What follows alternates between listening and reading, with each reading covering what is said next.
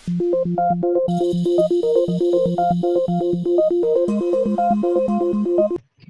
की क्लास में हम लोग फाइलम निडेरिया स्टार्ट करने जा रहे हैं। इस निडेरिया को आपको पता है हम लोग सिलेंट्रेटा भी कहते हैं, ठीक है। और ये जो सिलेंट्रेट्स हैं इसमें बहुत सारी वैरायटी है, लेकिन वैरायटी होने के बावजूद जो एक चीज इसको कॉमन करता है वो क्या है, इसका प्रेजेंस ऑफ टेंटिकल्स।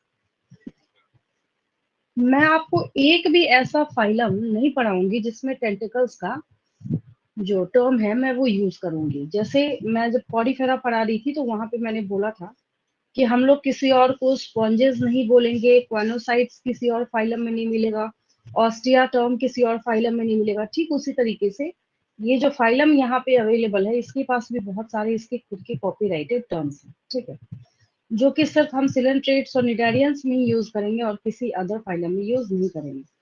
दूसरी बात ये है कि इस फाइलम में एक जो स्पेशल चीज है, यही वो फाइलम है जो कि ऑल्टरनेशन ऑफ जनरेशन शो करने का काम करता है। ऑल्टरनेशन ऑफ जनरेशन बोलने का मतलब हो गया यहाँ पे, अब ऑल्टरनेशन ऑफ जनरेशन एक आप प्लांट किंगडम में भी पढ़ेंगे, एक आपने बायोलॉजिकल क्लासिफिकेशन में भी पढ़ा था। बायो में कई जगहों पे टर्म आपको क्या सुनने को मिलता है, ऑल्टरनेशन ऑफ जनरेशन। तो जब कभी ये क्वेश्चन अराइज होता है कि what is the meaning of alternation of generation, तो हमेशा आपको एक बात याद रखनी है कि यहाँ पे किस चीज का ऑल्टरनेशन है, हम ऑल्टरनेशन किस चीज को बोलते हैं। जैसे अगर मैंने बोला मेरी क्लास में जितने नंबर ऑफ बॉयज हैं उतने ही नंबर ऑफ गर्ल्स भी हैं, तो अगर मैंने बोला कि आज के डे में जो टर्न है स्पीच देने का वो बॉय का है, तो ये ऑल्टरनेटिवली चलेगा। तो आप खुद समझ जाएंगे कि एक दिन बॉय का टर्न आएगा, एक दिन गर्ल का टर्न आएगा, फिर बॉय का, फिर गर्ल का, ठीक है। ठीक उसी तरीके से यहाँ पे असेक्सुअल दोनों जो रिप्रोडक्शन के मोड्स हैं ये अपने आप को ऑल्टरनेट करते हैं बारी बारी से। और ये इसका रूल है, रॉड लाइक जो पॉलिप फॉर्म होता है इसको खुद को मेडुसा के फॉर्म में कन्वर्ट करना पड़ता है। मेडुसा एक अम्ब्रेला लाइक अपीयरेंस रिप्रेजेंट करता है, उसको हम लोग जो ऑर्गेनिजम्स रिप्रेजेंट करते हैं उनको हम लोग मेडुसा के फॉर्म में बोलते हैं, और जो रॉड लाइक अपीयरेंस दिखाता है उसको हम लोग पॉलिप का फॉर्म बोलते हैं, ठीक है। तो पॉलिप अगर मेडुसा फॉर्म करेगा, अगर मेडुसा में मैंने यहाँ पे ई लगा दिया मेडुसी, फिर ये प्लूरल हो जाएगा। तो पॉलिप्स को अगर मेडुसी फॉर्म करना है तो ये असेक्सुअल रिप्रोडक्शन के थ्रू करेगा, और मेडुसा सेक्स सेल्स बनाता है, वो फ्यूज करेंगे तब जाके पॉलिप फॉर्म होगा। फिर अगर पॉलिप को मेडुसा बनाना है तो असेक्सुअल सेक्सुअल, असेक्सुअल सेक्सुअल, ठीक है।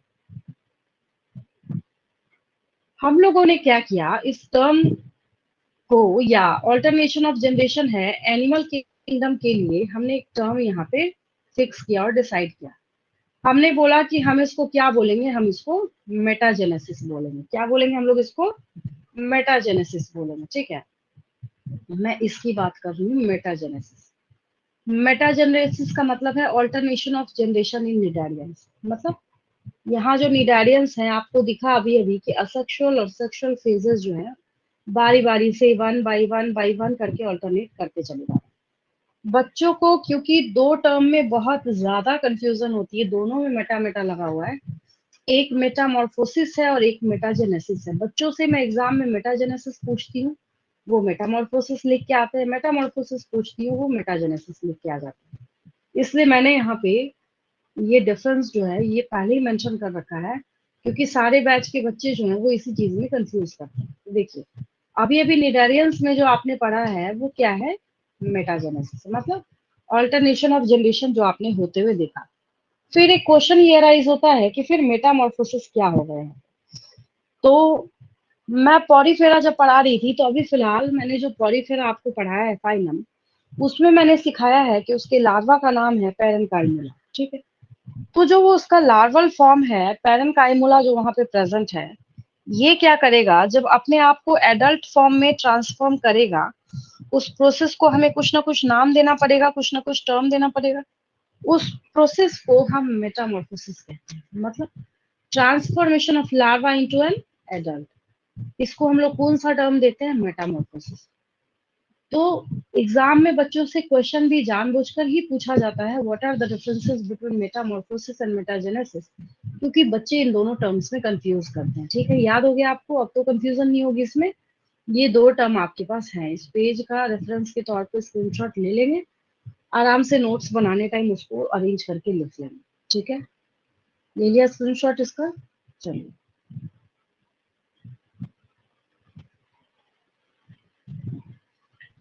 अब जब इन निडारियंस के बारे में एक और क्वेश्चन अराइज होता है कि निडारियंस की पहचान क्या है, किस चीज से हम लोग इसको पहचानते हैं।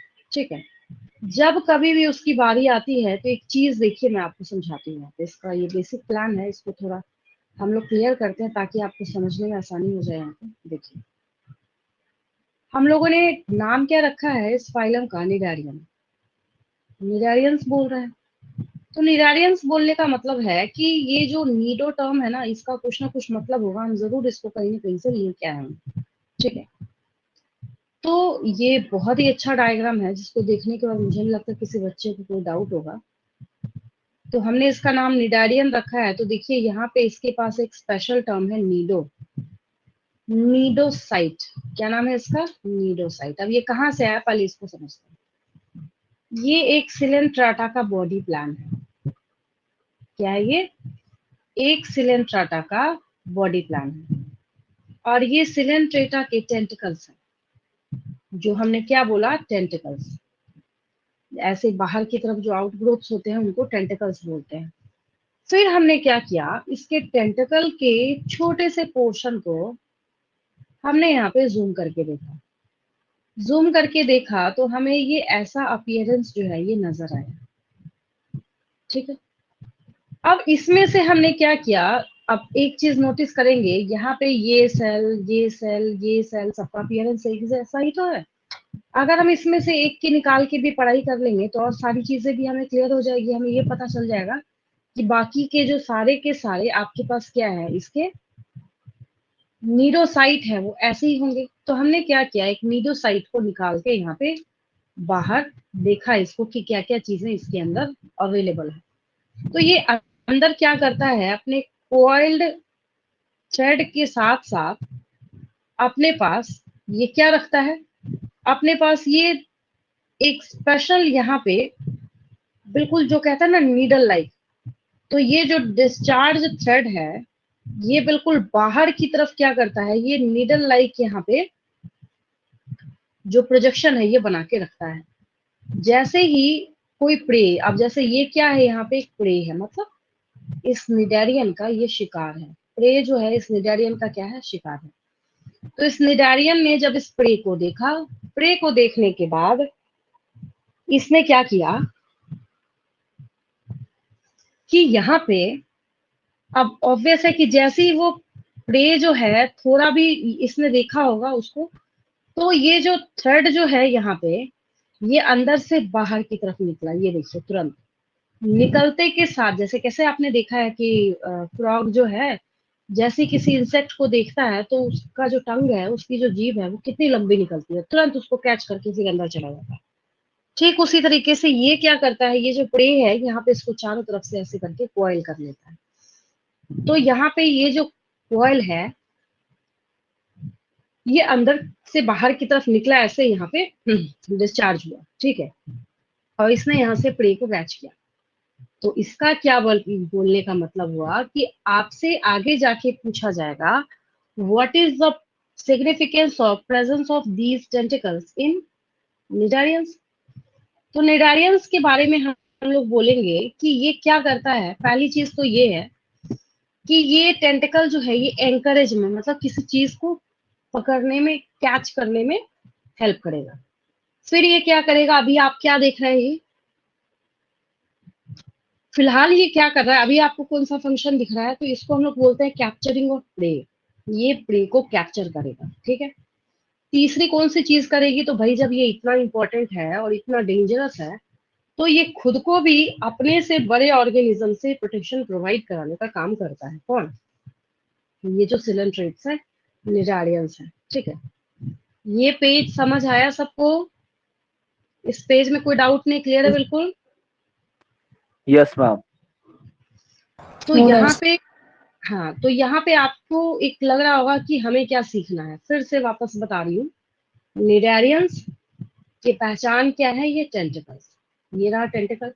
फिर हमने क्या किया, टेंटिकल को ऐसे जूम करके देखा, टेंटिकल को जूम करके देखा, हमने देखा उसमें ना कुछ ऐसे स्पेशलाइज्ड सेल है। साइट मतलब सेल होता है, CYTE, साइट मतलब क्या होता है, सेल होता है। तो ये साइट आप इसको नीडोसाइट भी बोल सकते हैं, आप इसको नीडोब्लास्ट भी बोल सकते हैं। नीडोब्लास्ट भी इसी का नाम है, नीडोसाइट भी इसी का नाम है, ठीक है। अब इसके पास क्या है, तो ये जो अंदर की तरफ ऐसे इसको पैक करके जो रखा हुआ है ना, हम लोग इसको स्टिंगिंग कैप्सूल भी कहते हैं। जैसे कैसे कैप्सूल को आप खोलते हैं तो उसके अंदर से पाउडर जैसा निकलता है, तो ये पूरा जो है इसने खुद के अंदर ही, तो ये पूरा का पूरा जो कॉइल्ड थ्रेड है, इसको यहाँ पे इसके अंदर समेट के रखा हुआ है, तो हम इसको स्टिंगिंग कैप्सूल भी कहते हैं, ठीक है। आपके बुक में स्टिंगिंग कैप्सूल लिखा है, तो समझ जाएंगे कि इसी के बारे में ये बात कर रहा है, ठीक है। इसके अंदर ये प्रे को कैप्चर करने के लिए अच्छा खासा ये थ्रेड के फॉर्म में इसने कॉइल्ड थ्रेड जो है वो रखा हुआ है, जिससे ये प्रे को कैप्चर करने में खुद की हेल्प करता है, ठीक है। तो ये एक चीज सीखी आपने किसके बारे में, निडारियंस। और इतना अच्छा खासा जो एग्जाम्पल है और इतना बढ़िया जो फीडबैक मैकेनिज्म ये शो कर रहा है, तो ये बिल्कुल यूनिक है, इसका निडारिया का ही सिर्फ है, और ऐसा मैं आपको किसी भी अदर फाइलम में नहीं पढ़ाऊंगी। जबकि इसके पास मात्र टिश्यू लेवल ऑफ ऑर्गेनाइजेशन है, उससे आगे ये बढ़ ही नहीं पाया है। टिश्यू लेवल ऑफ ऑर्गेनाइजेशन होने के बावजूद भी ये इतना अच्छा यहाँ पे जो एक्शन है वो रिप्रेजेंट कर रहा है, ये बहुत बड़ी बात है इसके लिए। तो टिश्यू लेवल ऑफ ऑर्गेनाइजेशन होने की वजह से फिर जब हम लोग बात करते हैं कि ऑर्गेनिज्म डिप्लोब्लास्टिक होगा या ट्रिप्लोब्लास्टिक होगा, तो ये डिप्लोब्लास्टिक ही है, ठीक है। और फिर जब हम बात करेंगे पॉलीफेरा में डाइजेशन, आपने क्या सिखाया था मैंने आपको, इंट्रासेलुलर, इसमें हम लोग लिखेंगे both intracellular and extra cellular. फिर जब हम लोग बात करेंगे कि कोरल्स आते हैं, अब यहाँ पे कौन आते हैं, कोरल्स। कोरल्स जो है, कोरल्स की क्या खासियत है, उनके बॉडी के बाहर की जो कोटिंग है वो कैल्शियम कार्बोनेट की बनी होती है। कैल्शियम कार्बोनेट की बनी होने की वजह से जब इन कोरल्स की डेथ होती है, तो यहाँ पे नीचे आपको फिशेस को नहीं देखना है, यहाँ पे ऊपर फिशेस बहुत ज्यादा दिख रही है, ये नीचे जो यहाँ पे एक्यूमुलेशन होने के बाद यहाँ जो प्लेट्यू लाइक स्ट्रक्चर आपको यहाँ पे दिख रहा है, ये क्या है यहाँ पे, तो इसको हम लोग कोरल रीफ कहते हैं। क्या कहते हैं, कोरल रीफ कहते हैं। अभी क्या है उसको समझेंगे ध्यान से, और ये ऐसा नहीं कि एक दो दिन का काम है, ये तुरंत आपने आज देखा और कल ये फॉर्म हो गया, आज नहीं था कल आ गया, ऐसा नहीं होगा। इसमें मिलियंस ईयर्स का टाइम लगता है, क्योंकि जब इन निडारियंस की डेथ हो जाती है, इनके डेड होने के बाद, निडारियंस के डेड होने के बाद, क्योंकि इसकी आउटर कोटिंग कैल्शियम कार्बोनेट की बनी हुई है, तो इसका डिकम्पोजिशन होना टफ है, जिसकी वजह से ये क्या करेगा, यहाँ पे ये एक्यूमुलेट मतलब इकट्ठा होता जाता है, होता जाता है, होता जाता है, होता जाता है। और ये जो यहाँ पे एक्यूमुलेट हुआ है, इसके एक्यूमुलेशन से जो ये पूरा का पूरा जो यहाँ पे रीफ लाइक स्ट्रक्चर जो है, ये कोरल रीफ कहते हैं, इसको क्या कहते हैं, कोरल रीफ कहते हैं, ठीक है। आपसे क्वेश्चन पूछा जाएगा which phylum is concerned with coral reef, तो हमें किसको टिक करना है, सिलेंट्रेटा या निडारियन को हम लोग वहां पे मार्क करना है, ठीक है। फिर ऑल्टरनेशन ऑफ जनरेशन, तो मैंने आपको बता ही दिया कि इसकी पॉलिप और मेडुसा दो फॉर्म में क्या होता है, ऑल्टरनेशन ऑफ जनरेशन होता है, ठीक है। अब थोड़ा थोड़ा मेरे साथ साथ नोट करते चलेंगे ताकि आपको और ज्यादा इजी लगे, इजी स्टेप्स में लिखेंगे तो आपके लिए और आसान हो जाएगा, ठीक है।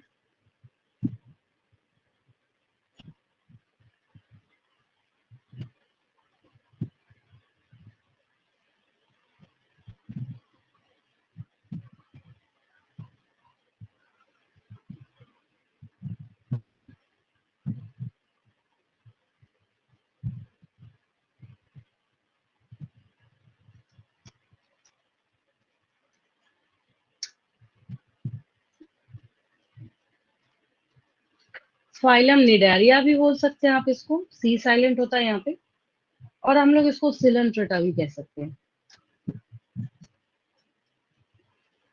सिलेंट्रेटा। वैसे ही जैसे शॉर्ट पॉइंट्स आप बनाते हैं वैसे ही हम लोग क्या करेंगे, यहाँ पे शॉर्ट पॉइंट्स बनाने का काम करेंगे। हैबिटेट स्टार्ट कहाँ से करेंगे, हैबिटेट से।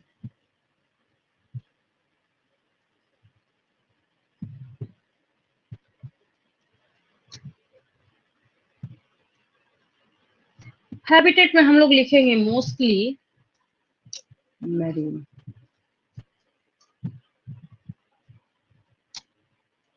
sessile and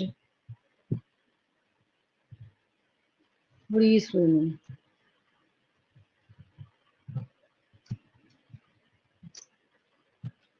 फिर आपको क्या नजर आ रहा है, बॉडी सिमेट्री।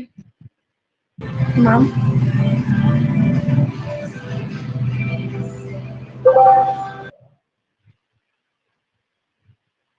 मैम हाँ कुछ पूछना है तो बोलेंगे उधर से।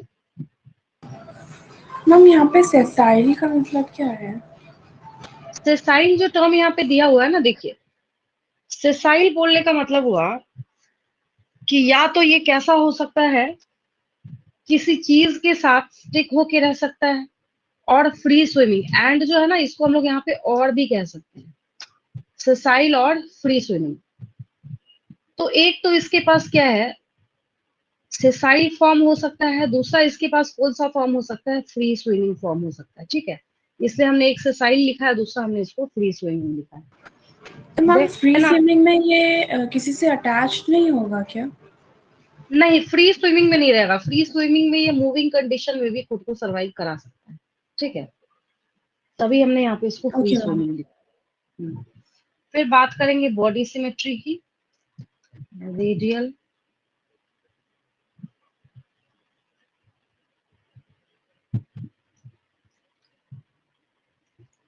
फिर हम लोग बात करेंगे द टर्म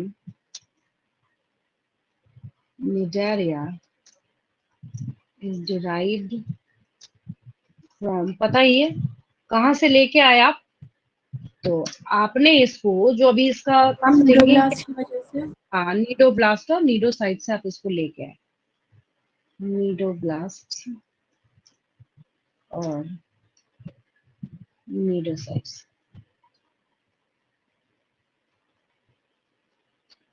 नीडोब्लास्ट और नीडोसाइट से यहाँ से क्या लेके आया आप, निडारियम, ठीक है, काफी है। आगे देखिए,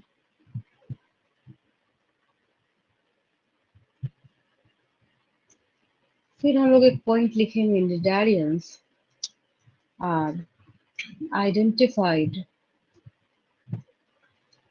bye the presence of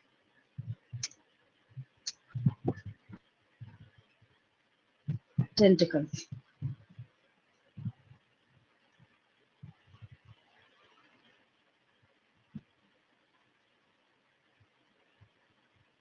Digestion, both intracellular and extracellular।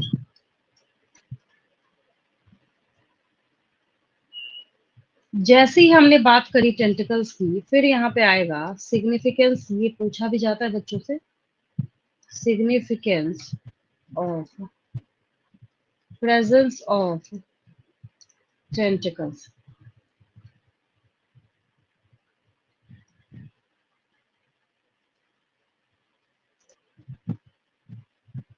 इसमें आप लिखेंगे number 1 is anchorage, number 2 is defence, एक आपने क्या देखा, कैप्चरिंग ऑफ प्रे।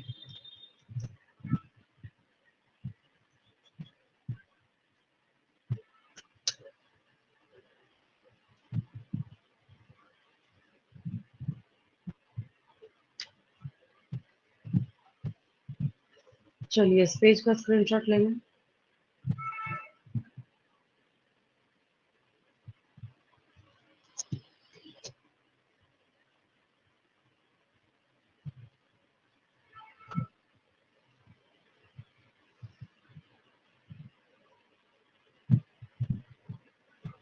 हो गया ये डन।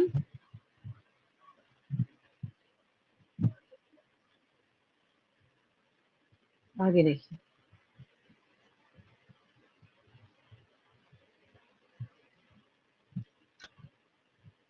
डिप्लोब्लास्टिक, इसका मतलब मैंने आपको क्या सिखा रखा है, the body contains only two germ layers. पहला एंडोडर्म, बताइए आपको internal germ layer, and number two is ectoderm. Ecto means बाहर होता है, ये एक्सटर्नल होता है, इसको हम लोग बोलेंगे एक्सटर्नल। एक्सटर्नल आउटर एक ही बात, आउटर germ layer.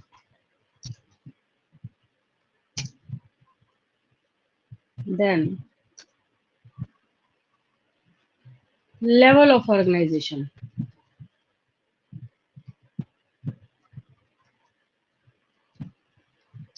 टिश्यू है इसमें, tissue level of organisation,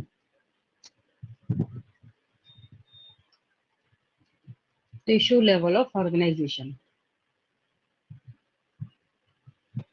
then एक और इसकी स्पेशल पहचान है, ये ऐसा नहीं है कि इतना ज्यादा एडवांस हो जाएगा कि हम बोलेंगे कि इसके पास दो अलग अलग ओपनिंग होगी। जैसे पॉरीफेरा में मैंने आपको बताया था कि उसके पास एक सिंगल ओपनिंग है, ठीक है, तो ठीक उसी तरीके से इन निडारियंस के पास भी एक सिंगल ओपनिंग ही है, और इसके पास भी एक सेंट्रल गैस्ट्रोवेस्कुलर कैविटी है।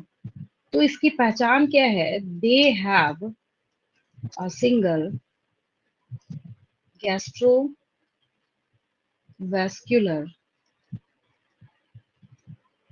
cavity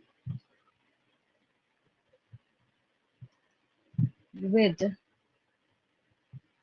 a single opening.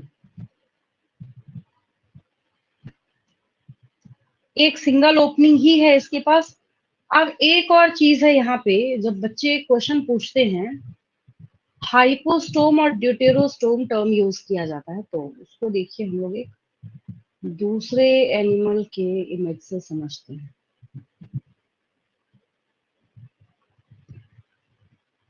जैसे एक ये इस फाइलम का नहीं है, टेप वॉर्म है, ये क्या है, ये टेप वॉर्म है, ठीक है। अब समझने के लिए सफिशिएंट है, इस एग्जांपल से आप बहुत अच्छे समझ सकते हैं। आपको दिख रहा होगा कि यहाँ पे क्या है, इसका माउथ है, थोड़ा ब्रॉडर है, और यहाँ पे इसका ये टेल वाला पोर्शन है, ठीक है। बोलने का ये मतलब हुआ कि इतनी एडवांसमेंट तो ये कैरी कर रहा है, और इतनी एडवांसमेंट इसके पास है कि ये इंजेक्शन के लिए एक सेपरेट ओपनिंग कैरी कर रहा है, और एक्सक्रीशन के लिए एक सेपरेट ओपनिंग कैरी कर रहा है। तो ऐसे ऑर्गेनिजम्स में जो माउथ प्रेजेंट होता है, तो बोला जाता है कि mouth is present on hypostome. कहाँ प्रेजेंट है, तो हाइपोस्टोम पे प्रेजेंट है, मतलब उस पोजीशन को हमने हाइपोस्टोम का टर्म दिया यहाँ। और एनस कहाँ प्रेजेंट होगा, तो उसको हम लोग बोलेंगे ड्यूटेरोस्टोम। लेकिन अभी फिलहाल हम लोग एडवांसमेंट की तरफ तो मूव कर नहीं रहे हैं, अभी हम लोग निडारियंस पढ़ रहे हैं। तो जब निडारियंस की बारी आती है, तो निडारियंस में हम लोग क्या बोलते हैं, हम लोग कहते हैं अब इसके पास तो सिर्फ क्या है, माउथ ही है। माउथ है तो हम क्या कर सकते हैं, इसमें ड्यूटेरोस्टोम तो हम लोग लिख नहीं सकते हैं, तो बोलेंगे कि mouth is present on hypostome. कहाँ प्रेजेंट है इसके पास, हाइपोस्टोम की पोजीशन पे प्रेजेंट है। बच्चे जब मैं लिख देती हूँ उसका पूछते हैं कि मैम हाइपोस्टोम का क्या मतलब है, तो यहाँ पे हम लोग लिखेंगे mouth is present on hypostome. जैसे कैसे हम, मैंने आपको सिखाया है, वेंट्रल मतलब फ्रंट साइड, डॉर्सल मतलब बैक साइड, लेटरल मतलब साइड, जो हैंड्स आपके हैं लेटरल पोजीशन पे है, आपकी जो पीठ है वो कहाँ है, डॉर्सल है, आपका जो हार्ट है वो कहाँ है, वेंट्रल है, ठीक है। तो ठीक उसी तरीके से आपका माउथ कहाँ है, तो हाइपोस्टोम पे है, एनस कहाँ है, ड्यूटेरोस्टोम पे है। ये एक पोजिशनिंग है उसी तरीके से। हाइपोस्टोम बोलते हैं हम लोग उसको। कहाँ प्रेजेंट है? Present on hypostome. अगर आपसे क्वेश्चन पूछा गया कि माउथ की पोजीशनिंग क्या है, hypostome, deuterostome, both, none of the above, all of the above, तो हम लोग वहां पे किसको मार्क करते हैं? हाइपोस्टोम को हम लोग वहां पे मार्क करते हैं। ठीक है। देन डाइजेशन तो हमने लिख ही लिया। इसके पास क्या है? इसके पास क्योंकि टिश्यू लेवल आ गया है, तो अब ये इंट्रासेलुलर भी करेगा और एक्स्ट्रा सेलुलर भी डाइजेशन जो है ये रिप्रेजेंट करने का काम करेगा। अब इसके बाद ये पेज तो खैर सफिशिएंट है, इतना इससे ज्यादा नहीं, क्योंकि दूसरा जो टॉपिक है वो मैं नेक्स्ट पेज पे लिखूंगी, अल्टरनेशन ऑफ जनरेशन का, तो इतने का पहले स्क्रीनशॉट ले लीजिए। ले लिया सबने? हो गया?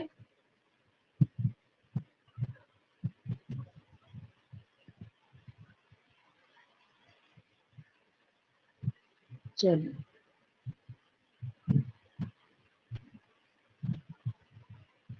फिर यहाँ पे एक न्यू टॉपिक, मतलब निडारियन में ही, जो अब मैं आपको मेटाजेनेसिस सिखा रही थी ना, मेटाजेनेसिस,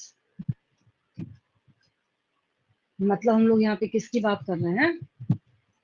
अल्टरनेशन ऑफ जनरेशन।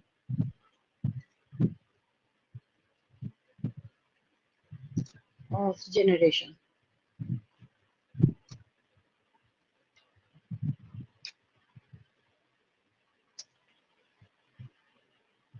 इसमें आपको क्या याद रखना है?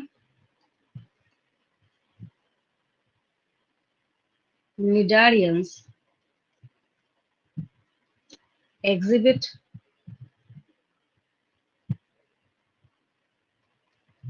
two basic forms.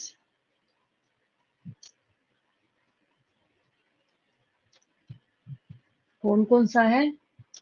एक पॉलिप है इसके पास, POLYP, और दूसरा है मेडुसा, MEDUSA। अगर ई लगा देंगे तो इसका प्लूरल हो जाता है, एंड मेडुसा। पॉलिप के बारे में जब हम बात करते हैं, यही मैं डाल देती हूँ इसमें, ये है सिसाइल एंड सिलिंड्रिकल, जिसको रॉड लाइक में बोल रही थी बार बार। सिलिंड्रिकल है ये, सिसाइल एंड सिलिंड्रिकल। फिर जब मेडुसा के बारे में हम लोग यहाँ पे बात करेंगे, ठीक है, तो ये कैसा है?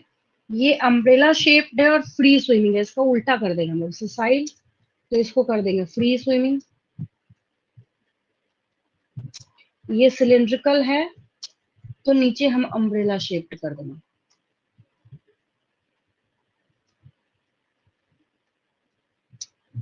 Umbrella shape.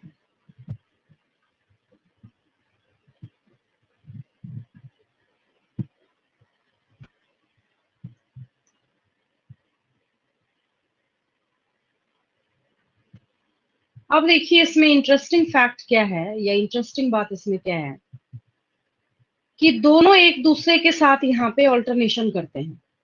क्या ऑल्टरनेशन करते हैं यहाँ पे? तो हम लोग यहाँ पे बोलते हैं पॉलिप्स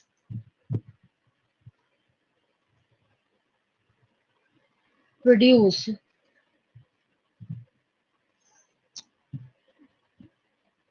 पहले हमने लिखा मेडुसा, हमने यहाँ पॉलिप्स लिखा है, तो इसको भी हमें मेडुसी बनाना पड़ेगा, मतलब प्लूरल हो गया।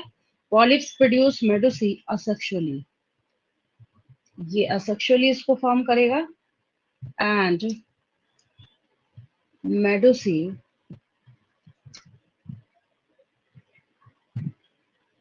Form the polyps sexually.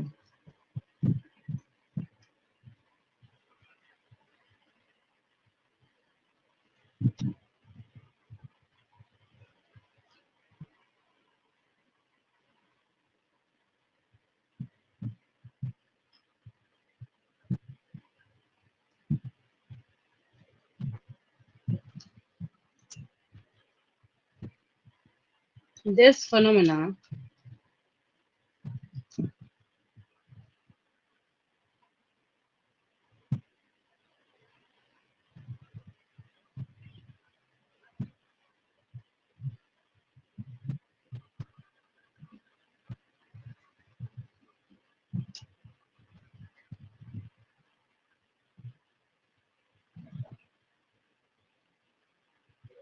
This phenomena is known as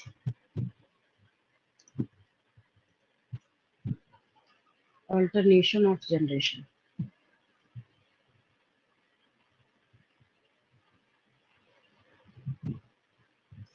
कुछ ये यहाँ पे शफलिंग जैसा हो गया, एक polyps produce Medusa asexually Medusa form the polyps. ये वंतु कहाँ से आ गया यहाँ पे?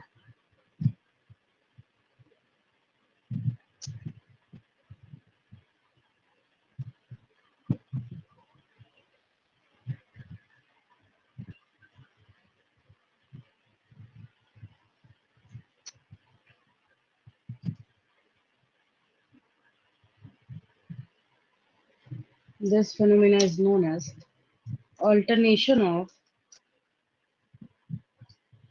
generation. मेटाजेनेसिस तो लिख ही रखा आपने, है ना? इसको हम ऑल्टरनेशन ऑफ जनरेशन कहते हैं। फिर क्या बच गया आपके पास यहाँ पे? कुछ मिसिंग लग रहा है। क्या मिसिंग लग रहा है यहाँ पे? आपने यहाँ पे पॉलिप का एग्जाम्पल नहीं लिखा और मेडुसा का एग्जाम्पल आपने यहाँ पे नहीं लिखा है, ठीक है? तो जब हम मेडुसा के बारे में बात करते हैं और पॉलिप के बारे में बात करते हैं, देखिए ऐसे कर लीजिए इसको। एग्जाम्पल्स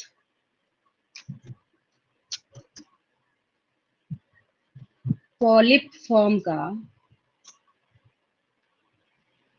अडामशिया, फिर उसके नीचे मेडुसा फॉर्म का।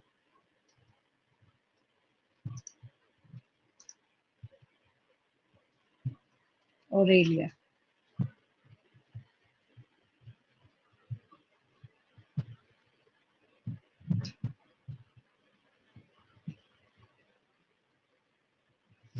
इस पेज का स्क्रीनशॉट ले लेंगे।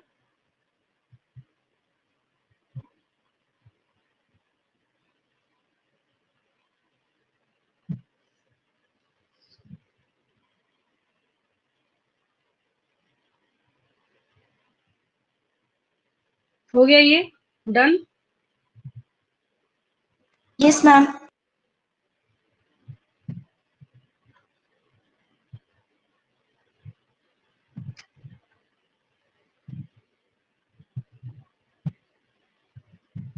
अब देखिए एक इसका यूनिक पॉइंट है, ठीक है?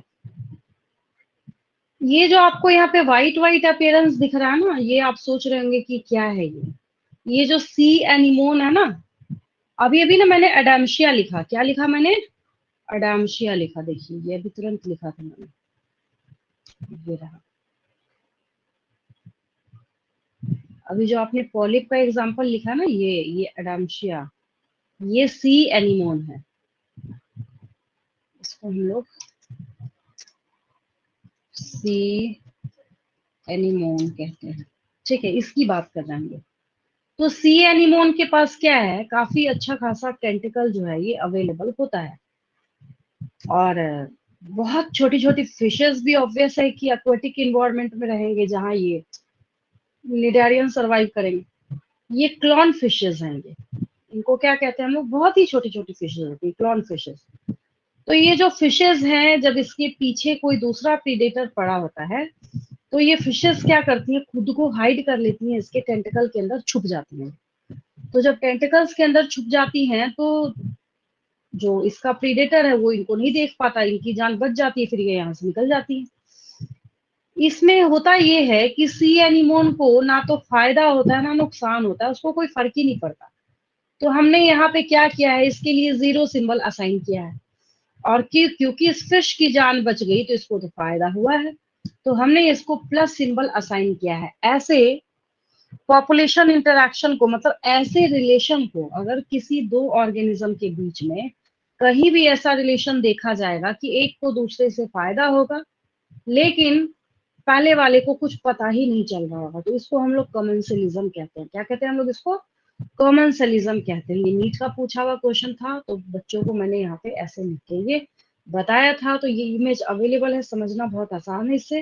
तो मैंने आपको भी ये एग्जाम्पल बताया। अगर आपसे कल को जाके पूछा जाता है which member of these cnidarians possess a specific population interaction commensalism with plant fishes.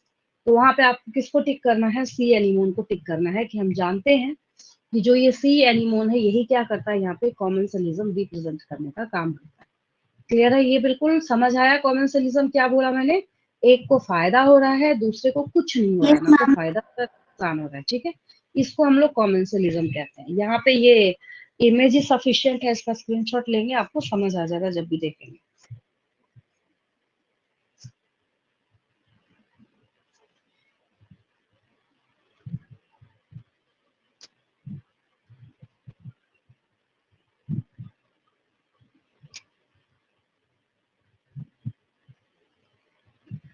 अब देखिए इसके एग्जाम्पल्स पे चलते हैं हम लोग। जो निडारियंस के एग्जाम्पल्स है ना, इस पे बहुत क्वेश्चंस पूछे जाते हैं और बनता भी है, क्योंकि ये काफी इंपॉर्टेंट एग्जाम्पल्स को इंक्लूड भी करता है, सारे यूनिक है। पता नहीं बच्चे कैसे कंफ्यूज करते हैं, एक बार अगर आप बहुत ध्यान से इस ऑर्गेनिज्म को पहचान रहे हैं ना, तो कोई चांस ही नहीं बनता है आपको कंफ्यूज होने का। पिछली क्लास में आपने क्या देखा था, पिछली क्लास में जब मैंने आपको पढ़ाया था, आपने पॉलीफेरा के एग्जाम्पल में साइकन पढ़ा था, स्पॉन्जिला पढ़ा था, यू स्पॉन्जिया पढ़ा था, और एक मैंने यू प्लेक्टिला बताया था जो कि काफी ब्यूटीफुल दिख रहा था, तो आपने उसको वीनस फ्लावर बास्केट बोला था। तो आपने ये चार तो याद करके रखा हुआ है। अब उसमें जो है ये नेक्स्ट एग्जाम्पल्स में ऐड करने जा रही हूँ। अगर आपको ये वहम है, अगर आपको ये लगता है कि एक बार हम पूरा चैप्टर पढ़ लेते हैं, लास्ट में हम रिवाइज करेंगे तो हमें याद हो जाएगा, ऐसी गलती बिल्कुल भी नहीं करेंगे। ये पूरा जो है वो हैंगओवर चलता चलता चलता चला जाएगा, तब जाके होगा क्या आपके लिए, ये चैप्टर जो है ये टफेस्ट चैप्टर बन जाएगा। और अगर आप बहुत छोटे छोटे स्टेप्स अभी से ही बढ़ाते जाएंगे, अभी से ही सारी चीजों को याद करते जाएंगे, तो आपके लिए ये चैप्टर जो है ना ये सुपर इजी हो जाएगा, ठीक है। तो यहाँ पे ये जो आपको दिख रहा है, तो इसको हम लोग पोर्टुगीज मैन ऑफ वॉर कहते हैं। किसको कहते हैं, P for Physalia, P for Portuguese man of war, ऐसे भी याद रख सकते हैं, आसान है। ऐसा लगता है दूर से देखने में कि किसी ने ऐसे हाथ में क्या किया है, ऐसे जैवलिन पकड़ा, मतलब सोचने सोचने की बात है, ठीक है। तो इसकी वजह से हम लोग इसको फिजालिया को क्या कहते हैं, हम लोग पोर्टुगीज मैन ऑफ वॉर कहते हैं। तो पहला एग्जाम्पल आपने क्या सीखा है, फिजालिया का, किसका सीखा है आपने, फिजालिया का जो एग्जाम्पल है वो आपने सीखा है। देन जब हम लोग इसी कैटेगरी में आगे बढ़ते हैं, तो एक आपके पास एग्जाम्पल है यहाँ पे सी पेन। जैसे पुराने जमाने में जो राजा महाराजा नहीं ऐसे इंक में डुबो के जो लिखते थे पेपर पे, जिससे ऐसा ही दिखता था ना वो, तो उसके अपीयरेंस से ना मैच होने की वजह से हमने इसका नाम जो है वो पेन्नेटोला, इसको हम लोग पेन्नेटोला कहते हैं। तो अगर आपसे पूछा जाएगा कि sea pen, identify the sea pen, तो देखिए ध्यान से देखेंगे ना, पेन्नेटोला के नाम को जब ध्यान से देखेंगे तो PEN लगा हुआ है इसमें, पेन्नेटोला पेन, ठीक है, इसे भी याद रखेंगे। तो दूसरा एग्जाम्पल आपके पास क्या है, पेन्नेटोला सी पेन, ठीक है। उसके बाद जब हम आगे चलते हैं हम लोग इसके एग्जाम्पल में, तो ये भी बहुत ही अच्छा एग्जाम्पल है। जैसे हाथ वाला जो हैंड फैन होता है ना, जो ऐसे हवा करते हैं हाथ में, जो हम लोग पंखा रखते हैं, तो सी फैन गोरगोनिया जो है, इसका अपीयरेंस वैसे फैन जैसा ही दिखता है, हैंड फैन जैसा दिखता है। तो हमने क्या किया, हमने इसका नाम रख रखा है, हमने बोला है कि हम इसको क्या बोलेंगे, सी फैन बोलेंगे। सी फैन इज गोरगोनिया, ठीक है। देन आगे इस सीरीज में जब हम लोग बढ़ते हैं, एक बहुत ही बढ़िया एग्जांपल है, ये ब्रेन जैसा अपीयरेंस दे रहा है, सही में ब्रेन जैसा लग रहा है देखने में। तो हम लोग क्या कहते हैं, हम लोगों ने इसका नाम ही ब्रेन कोरल रख दिया, ब्रेन कोरल। और इसको हम मिंड्रीना कहते हैं, क्या कहते हैं हम लोग इसको, मिंड्रीना कहते हैं, ठीक है। तो बोलने का ये मतलब हुआ कि आपने कौन कौन से एग्जाम्पल्स इसके सीखे हैं, जब हम लोग इसके सारे एग्जाम्पल को एक जगह समराइज करने का काम करते हैं।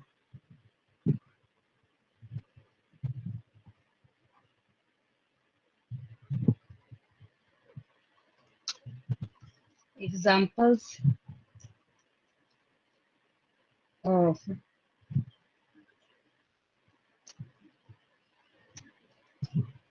Nidarians। पहला, फर्स्ट आपने फिजेलिया सीखा है। फिजेलिया के बारे में मैंने आपको बताया, P for Physalia, P for Portuguese man of war, man of war.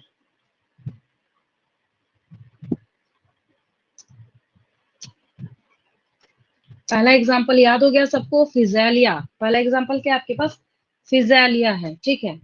दूसरा एग्जाम्पल अडामशिया, अडामशिया। सी एनिमोन, जिसके साथ अभी आपने क्लॉन फिशेस को देखा, सी एनिमोन, ये अडामशिया है, ठीक है। देन थर्ड एग्जाम्पल मैंने आपको सिखाया सी पेन, यानी पेनाटुला।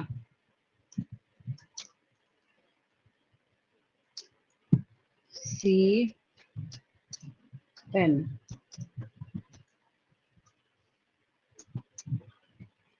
फिर आपने सीखा गोरगोनिया, जो सी फैन है।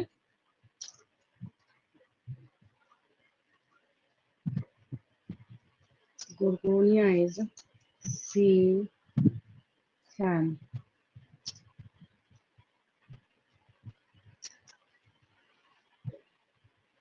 लास्ट में आपने देखा मिनरीना,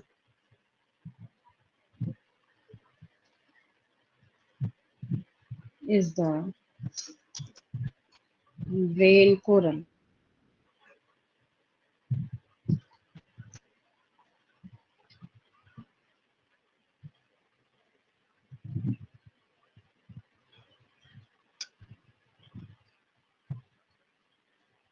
एग्जाम्पल्स जो हैं इस एनिमल किंगडम चैप्टर की ना जान है, मतलब इनको उठा के ही आपसे क्वेश्चन पूछा जाएगा, और एग्जाम्पल्स को देख के ही बच्चों को एग्जाम में एनिमल किंगडम चैप्टर से डर लगता है। मैंने दोनों बातें आपको बता दी।